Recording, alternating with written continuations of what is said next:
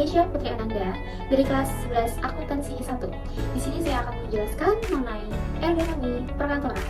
Nah, ada yang tahu nggak ergonomi itu apa? Jadi, ergonomi adalah ilmu yang mempelajari mengenai interaksi kompleks antara pekerjaan yang meliputi peralatan kerja, tata cara kerja, proses atau sistem kerja, dan lingkungan kerja dengan kondisi fisik atau karyawan untuk menyesuaikan aspek pekerja dengan kondisi karyawan. Nah, sehingga karyawan bisa bekerja dengan aman, nyaman, efisien, dan lebih produktif.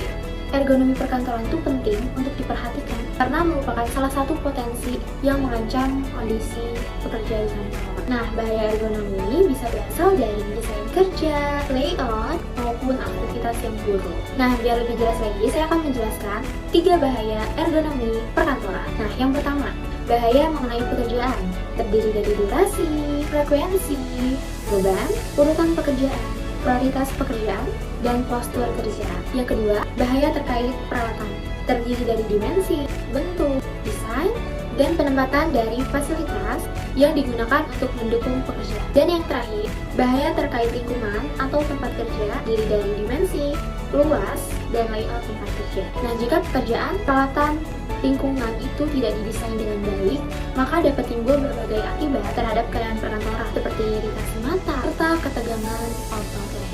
Ergonomi perkantoran juga punya standar loh, yaitu sebagai berikut. Yang pertama, luas tempat kerja. Setiap tempat kerja itu harus dibuat dan ditata sedemikian mungkin sehingga orang yang bekerja di dalam ruangan tersebut mendapat ruang udara yang cukup. Nah, yang kedua, tata letak peralatan kantor. Di antara lain yaitu menyesuaikan tempat duduk pekerja yang harus menyesuaikan dengan tinggi monitor. Nah, yang pertama yaitu sesuaikan kondisi tempat duduk dengan tinggi monitor. Yang kedua, sesuaikan tinggi sandaran punggung dan tangan sehingga bisa tersangga dengan baik. Nah, yang ketiga yaitu sesuaikan meja dan kondisi keyboard, mouse yang sejajar. Nah, kita lanjut nih poin yang ketiga yaitu kursi. Nah, yang pertama itu ukuran kursi harus menyesuaikan dengan ukuran karyawan. Maka dari itu banyak office atau perkantoran di suatu perusahaan yang mereka menggunakan kursi bisa dinaikkan dan bisa diturunkan agar bisa menyesuaikan dengan tinggi karyawan tersebut. Nah, yang kedua itu kursi harus stabil, baik yang ada rodanya maupun yang tidak ada rodanya. Nah, yang terakhir dari kursi yaitu sandaran kursi harus menyangga lingkungan pinggang kita. Kemiringannya itu harus fleksibel.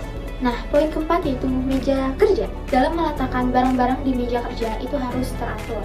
Barang-barang itu dikelompokkan menyesuaikan dengan kebutuhannya. Nah, poin keempat yaitu postur saat bekerja. Pada saat duduk, posisikan siku sejajar dengan meja kerja. Nah, untuk mata, usahakan sama tinggi dengan layar monitor. Jadi, kita sejajar saat mengetik. Tekniknya pasti dong, kita harus atur kondisi bangku kita sesuai sama postur tubuh ya guys. Seperti yang dibilang tadi, bisa disesuaikan. Dan selanjutnya, atur meja dan monitor sesuai dengan kebutuhan untuk menghindari silau atau pantulan cahaya. Nah, selanjutnya, pastikan di bawah meja itu ada ruang yang cukup untuk penggerakan kaki.